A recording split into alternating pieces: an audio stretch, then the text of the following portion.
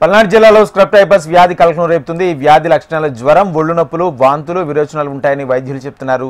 ఇదో కీటకం కుట్టడం ద్వారా ఈ వ్యాధి వస్తుందని అంటున్నారు.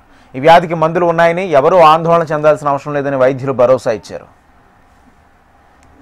ఈ రోజు మనము స్క్రబ్ టైఫస్ గురించి కొన్ని విశేషాలు నేను చెప్తాను. స్క్రబ్ టైఫస్ అనేది ఒక బ్యాక్టీరియా వల్ల వచ్చే డిసీజ్.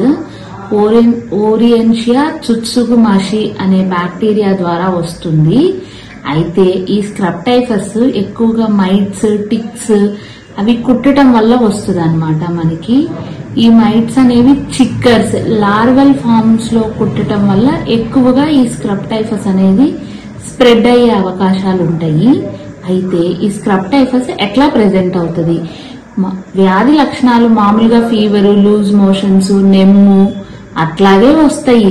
కాకపోతే మీరు డాక్టర్ గారి దగ్గరికి వెళ్ళినప్పుడు ఫీవర్ 1-2 రోజుల్లో తగ్గకపోతే డాక్టర్ గారు మీ యొక్క సిమ్టమ్స్ చూసి ఎషార్ అంటారు. అంటే ఆ మైట్ కుట్టిన ప్రదేశంలో నల్లగా